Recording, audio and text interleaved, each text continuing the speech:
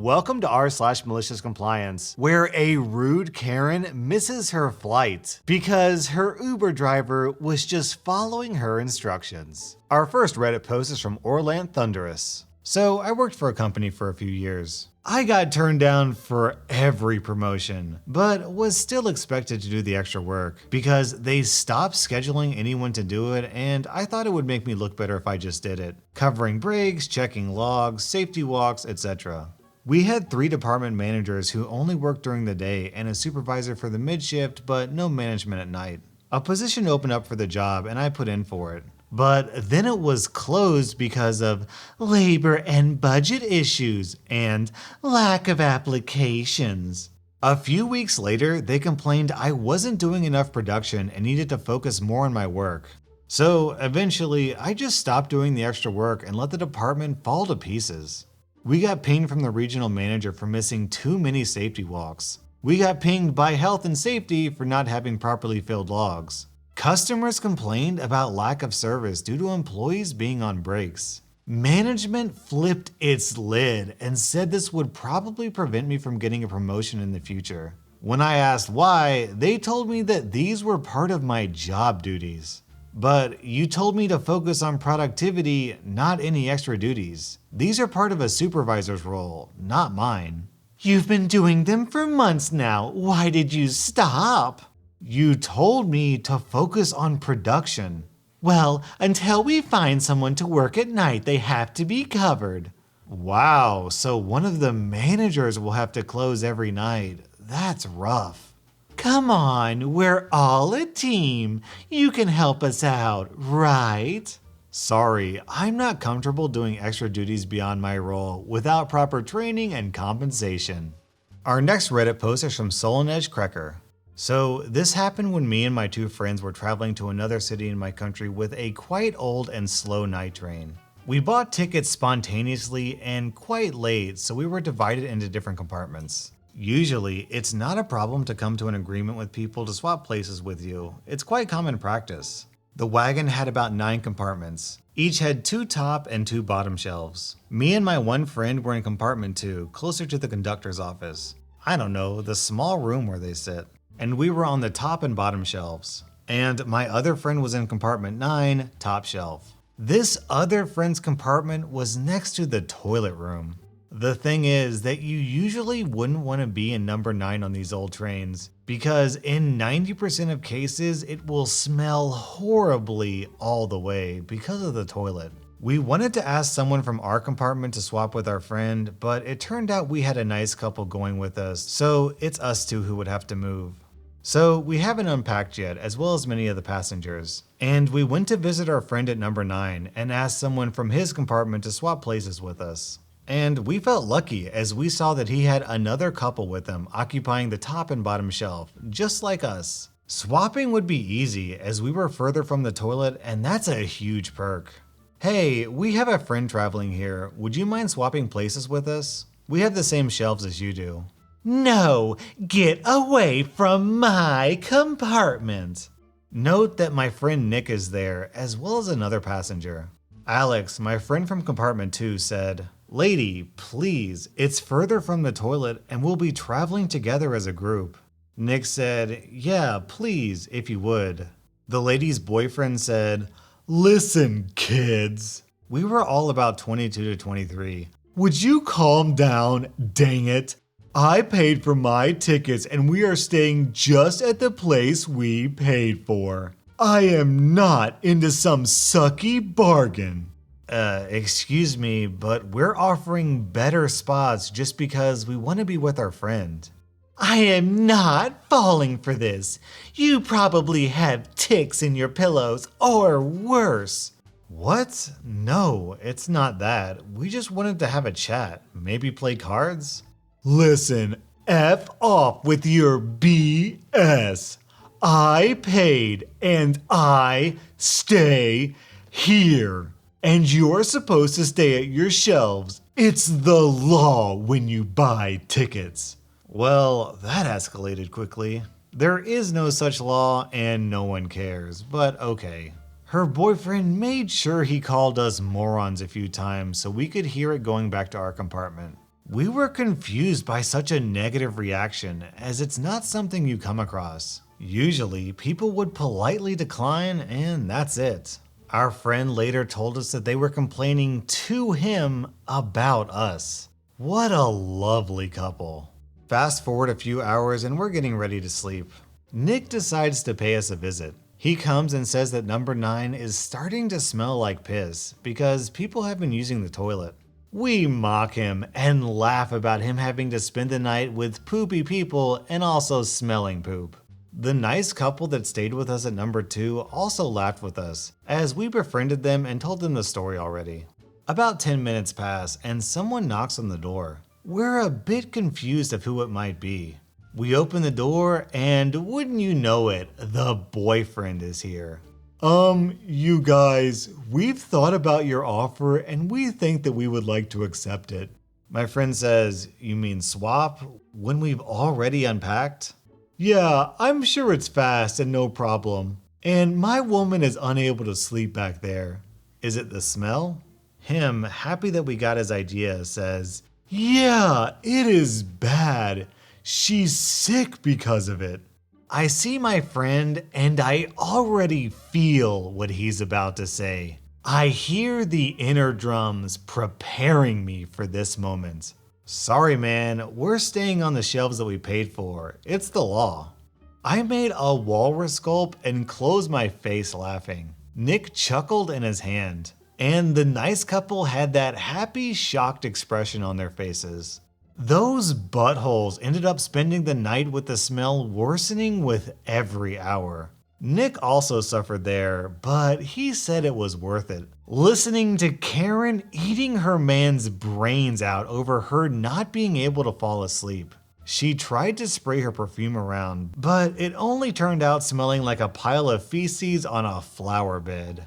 OP, I don't know where you're from, but you have some of the strangest phrases I've ever heard of. I love the mental image of Karen eating her boyfriend's brains because she's angry at him. What language has those idioms? Does anybody know? Let me know down in the comments if you recognize those idioms. Our next Reddit post is from Isabel Internet.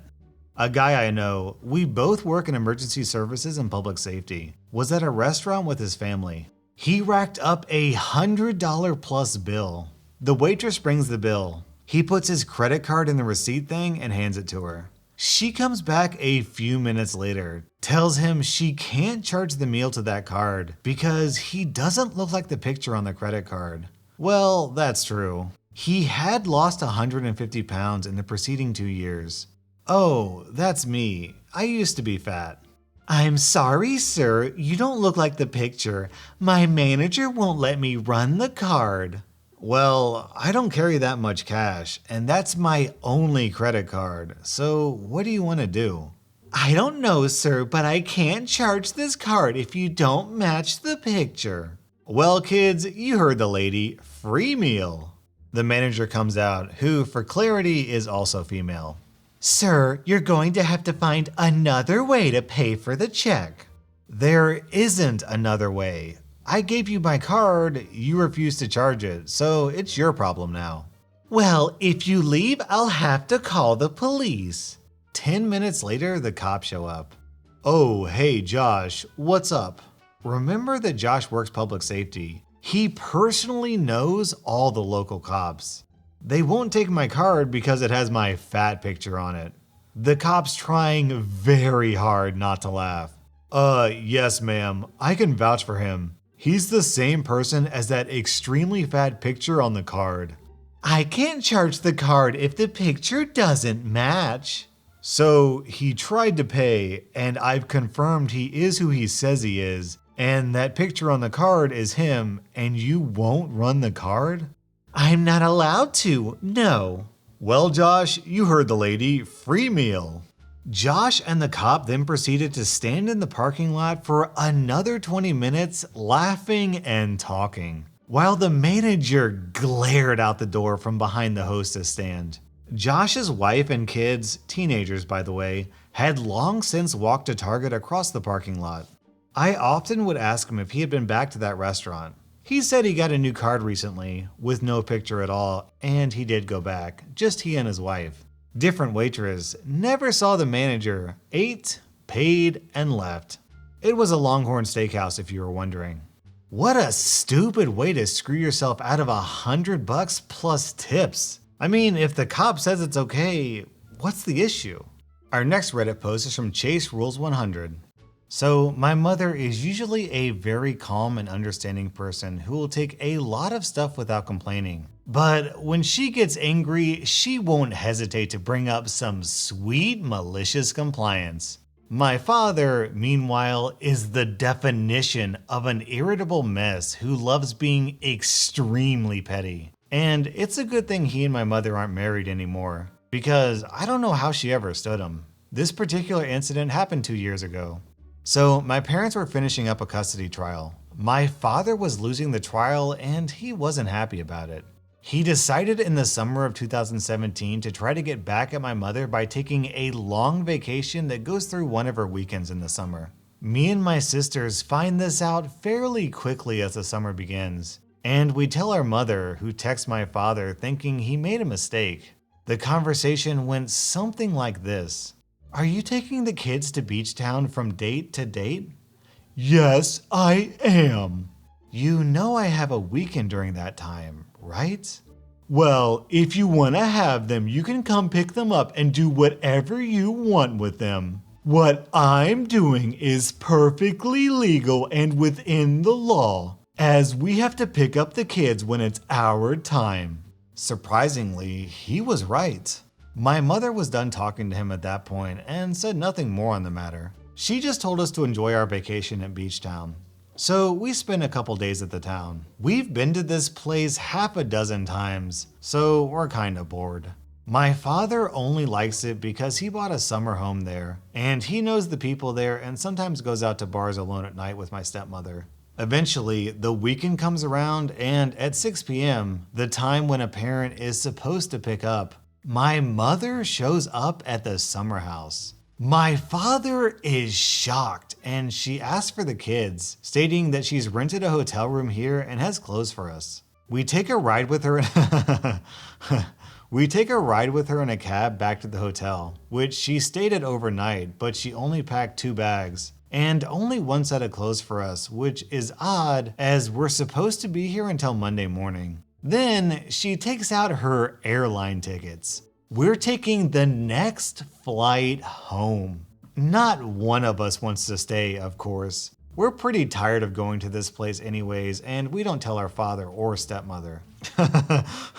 We fly home, and when Monday rolls around, my father is calling to ask where the kids are.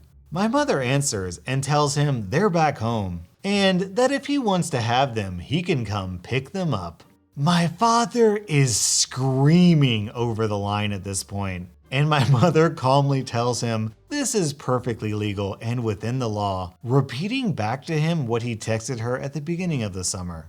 My father spends the rest of the vacation alone in Beach Town. I hope he enjoyed it with my stepmother. Since neither he nor my grandparents, the only other people who can take us in his name, are in town, custody law states that we instead spend that time with our mother. During that free week she got with us, we went to the amusement park and saw a few movies. Overall, we enjoyed that spectacle and the time with our mother instead of going to Beach Town for the umpteenth time. Our next Reddit post is from Lootylootylalala. This happened about 15 years ago. I was working as a server in a chain restaurant during the summer while I was home from college. I'd gone to a party one night, gotten hammered, and wound up passing out near the bonfire in the brush by a tree line of this big field. I woke up the next morning feeling pretty rough, and gradually saw large patches of poison ivy popping up all over my body.